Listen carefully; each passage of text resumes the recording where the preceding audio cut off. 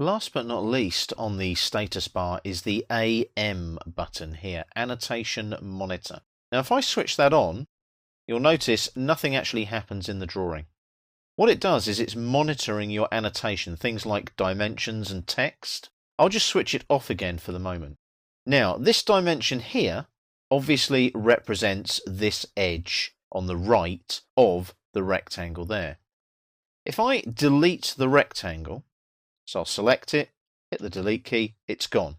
But the dimension stays there. That dimension is now orphaned, it's got nothing to dimension against. I'll just undo that now. If I do that again, but with the annotation monitor on, watch what happens. I'll delete that now, like that, select it, delete it, and as soon as I delete it now, both dimensions are going, hang on a minute, we're missing something here. So what you get is that little exclamation mark there. And I can click on that there and I can reassociate if I want to, or I can delete that dimension.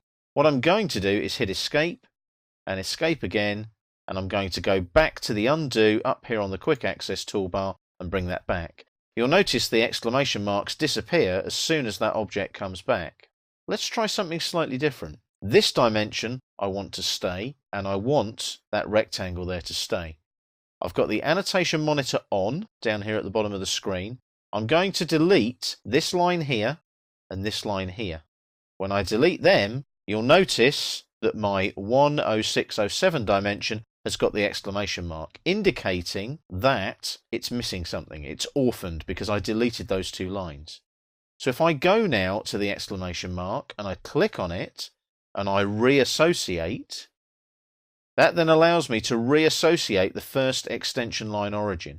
I'm going to go there, and then I'm going to reassociate there as the second extension line origin, and it updates the dimension to the new size that I've specified by reassociating it.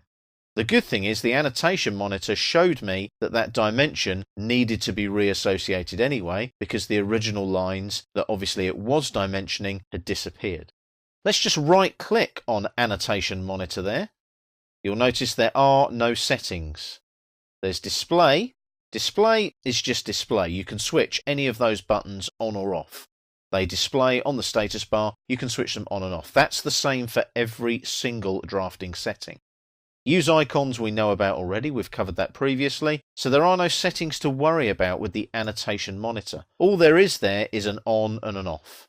So I'm going to switch that off again now and just leave the 4 drafting settings that I always use, which are Polar, O-Snap, O-Track and Dynamic. I leave those on all the time whenever I'm drawing in AutoCAD or AutoCAD Electrical.